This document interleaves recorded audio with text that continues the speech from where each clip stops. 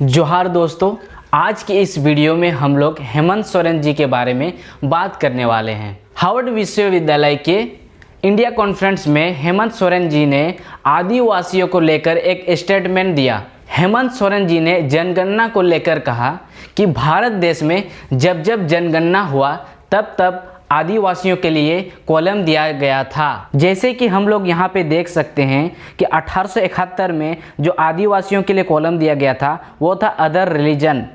फिर वैसे ही 1881 में जनगणना हुआ, उस टाइम पे आदिवासियों के लिए ओबेरिजिनल कॉलम का नाम दिया गया। वैसे ही 1891 में फॉरेस्ट ट्राइब, 1901 में एनिमिस्ट, 1911 में एनिमिस्ट, 1921 में प्रिमिटिव, 1931 में ट्राइबल रिलीजन और 1941 में ट्राइब। बट जैसे ही देश आज़ाद होता है, हमारा भारत देश आज़ाद होता है, आदिवासियों को अलग से गिनना बंद कर दिया जाता है। उनके लिए केवल एक कॉलम है, वो है अदर्स का। फिर किसी ने हेमंत सोरेन जी से क्वेश्चन किया, आदिवासी हिंदू है क्या? इस सवाल का जवाब हेमंत सोरेन ने कहा कि आदिवासी पहले भी हिंदू नहीं थे और ना अब। आदिवासी हिंदू से बिल्कुल अलग हैं।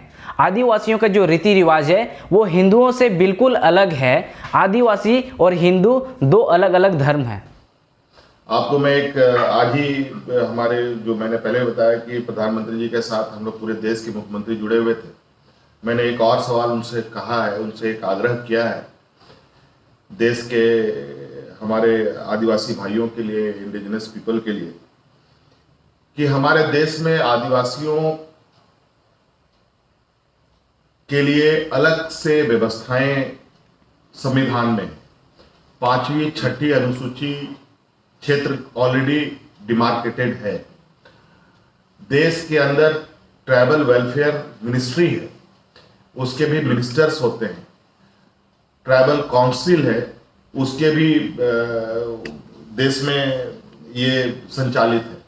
लेकिन आज के दिन में ट्राइबलों को मान्यता नहीं मिलना कि ये ट्राइबल है, ये बहुत बड़ा चिंता का विषय है।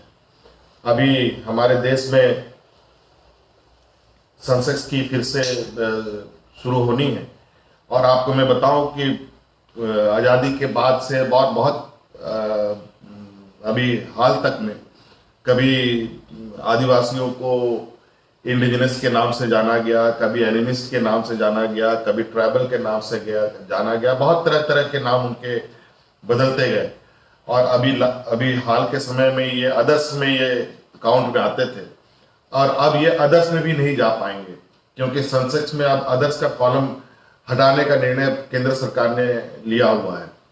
और इसको लेकर के हमारे राज्य में बहुत जबरदस्त ट्राइबलों के बीच में आक्रोश भी चल रहा है और इस बार इन लोगों ने अपनी सेंसेक्स में जो प्रीवियस सेंसेक्स हुआ था उसमें अपना एक धर्म कोड का भी डिमांड किया है। जो लास्ट 19-20 सालों से हम लोग भारत सरकार को प्रपोजल भेज रहे हैं कि ट्राइबल लोगों के लिए भी कोई आइडेंटिफिकेशन, कोई कॉलम होना चाहिए।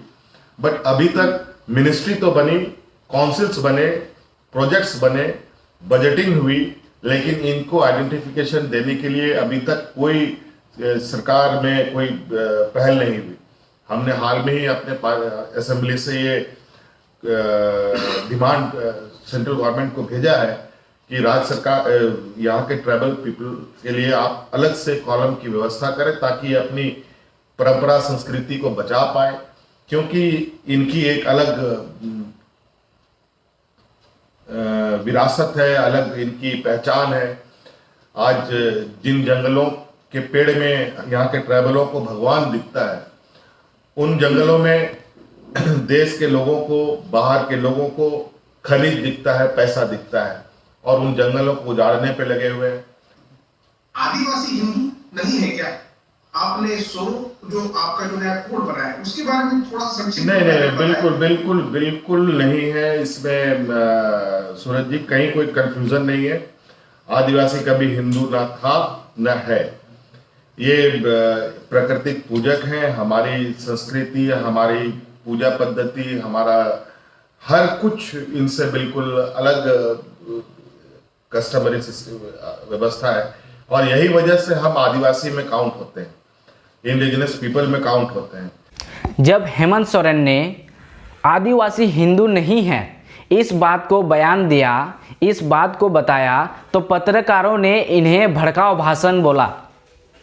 आप सोच सकते हैं हेमंत सोरेन जी इतना अच्छा और सच्चा बात बोल रहे हैं कि आदिवासी हिंदू नहीं है, हिंदू अलग है, आदिवासी लोग अलग हैं, लेकिन पत्रकारों ने कहा कि ये गलत है और हेमंत सोरेन जी का जो भाषण है वो भड़काऊ है, क्योंकि आदिवासी हिंदू होते हैं, ऐसे पत्रकारों का कहना है।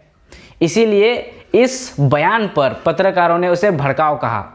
इसलिए मैं हमेशा से कहता आया हूँ कि जो बाकी धर्मों का जो फेस्टिवल है उन्हें अपने दोस्तों के घर में ही मनाना चाहिए, हमारे आदिवासियों के घरों में नहीं मनाना चाहिए। इससे दूसरे लोगों को गलत संदेश मिलती है। जैसे कि हम लोग यहाँ पे देख सकते हैं कि आदिवासी समुदाय में, कुछ आदिवासी समुदाय में सरस्वती पूजा को अपने घरों में मनाते हैं, राखी को भी अपने घरों में मनाते हैं, विश्वकर्मा पूजा को भी अपने घरों में मनाते हैं। इससे बाकी लोगों को यह संदेश मिलता है कि आदिवासी लोग भी हिंदू में आते हैं, इसलिए हिंदू का फेस्टिवल को मनाते हैं। तो दोस्तों, वीडियो आपको नॉलेजेबल लगा होगा तो वीडियो सभी आदिवासियों तक आप इसको शेयर कीजिए ताकि ज़्यादा से ज़्यादा लोग इस बात को समझ सके।